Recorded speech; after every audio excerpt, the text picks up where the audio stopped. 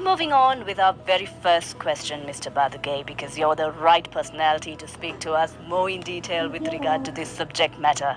Education, since lately, focuses on innovation, complexity, along with research and continuous practice. Similar to an industry, this too requires forecasting with transformative strategies. How do you see the scope of education in Sri Lanka? Well, first of all, thank you so much for inviting me for this special place with so much of history and the cradle of Sri Lankan broadcasting. I'm so honored to be here. Well, getting into the topic, we all see it's quite evident we are at the middle of a chaos. Education, we stand uh, for the first time in the country, we are the public eye being so focused with education, probably after 40 years. If you look at it in a different way, the last time where the conscious, the how I would put that, where the country as the collective consciousness have been around the education, the last time probably it was 40 years ago where that the Vikram Singh has the controversial white papers were around.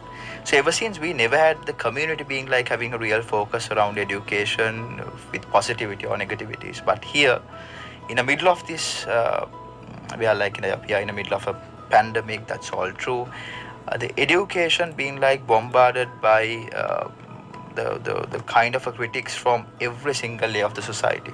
The True. Parents coming out, we are complaining about the quality of the primary education, and we are the teachers making the question how well they have been rewarded all the time, and the higher education, the certain place, I would say the universities, they are struggling with the enrollments, and the vocational sector, certain places they have not gained any new enrollments. So with all, yes, it's quite how I would say that it's quite out of order if you observe as kind of external party. But at the same time, I see with this chaos, the interest, the public interest, what we have really built around, we can really turn it out into a new dimension, something like what we lack.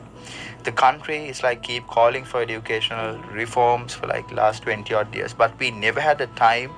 I would say it's always, it's like a pattern. Where everywhere, well, throughout the history, when something new to be built, the ideal time right after a devastating chaos, right? True. So when there's nothing more to lose, that would be the ideal time where we can go for a change.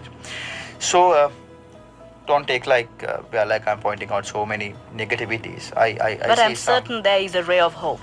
Yes, there is. If you look at it, when a year ago there was a committee being appointed by the head of states, we are to come up with reforms and the way forward, right? And there were some interesting recommendation being made, especially from with the likes of building up a stress-free, less taxing education system, introducing semester-based educational line instead of this the three-term conventional way what we had for a long time, and giving prominence for practical-based education and producing more practical-oriented students instead of theory-oriented students, and give some prominence for technology and IT. Well, and when it's come to higher education, to keep university curriculums more aligned with the job market, the requirements. So likewise, there were a lot of positivities and new ideas being brought out. They sound so progressive too. It is. And just to inquire, since new innovations, new techniques, it's very attractive. You feel it's pretty promising, but how do you see the adaptability when you're dealing with personalities who are still hell-bent with traditional methods? Well, number one, anyway, kind of infusing a change, that might not be the most easiest thing to deal with. True. But once you reach the corner spot where you've been cornered and the opponent throwing all the jabs and hooks around, it comes to a point you have to adapt or die, right? I see the education we stand at that point by now. So are they showing a willingness? That is my question. That's a good question. Again, if you really look into now the education, it's very diversified, the multi-layer, the context. Course. So once you really observe it, the certain layers, they show that the intention of to be more adaptable and try to bring those changes. But there are, like, I would say, more than the attitude when it's come to the broader picture. We are being kind of like the hinges with the financial factors too. Now, for instance, we can come up with all the greatest ideas in the planet, but Correct. like if we are not being funded adequately to like go towards the implementation, it's quite hard. But I see when it's come to like some of the I would say the suggestions or the recommendation be made on this the reforms, those are not that costly things to do. For And instance, I feel this question is definitely, I'm supposed to inquire this from you, Mr. Baduge, because certain teaching methods, for example, since we're talking about the subject line of education, it might not be the right kind of methodology for a state like Sri Lanka, even though it's very productive. And you feel that that is the right kind of methodology which has been implemented internationally, but sometimes localizing it might be challenging. What could you say with regard to that? when it's come to methodology, as I say, it's like really copy and pasting something what you can get from the outside the locality might not be possible, but the principle or the policy or the objective of education, that I would say like so much universal. We all talk about competencies. It's all about like bringing the knowledge, skill and the attitude capitals together.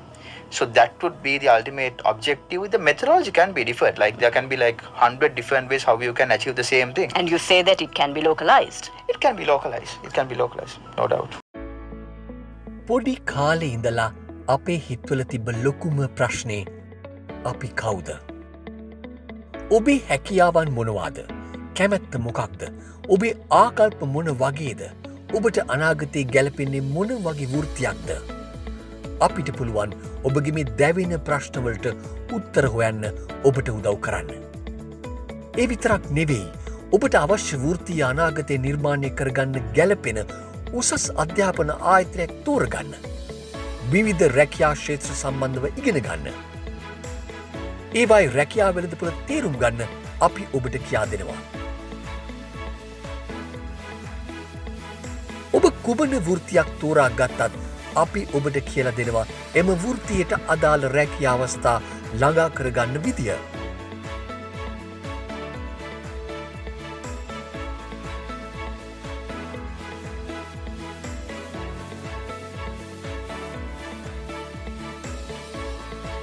ඒ සඳහා ඔබට අවශ්‍ය මෘදු කුසලතා ගොඩනගා ගන්න, යහපත් වෘත්තීය පෞරුෂයක් ගොඩනගා ගන්න අපි ඔබට මඟ කියා දෙනවා.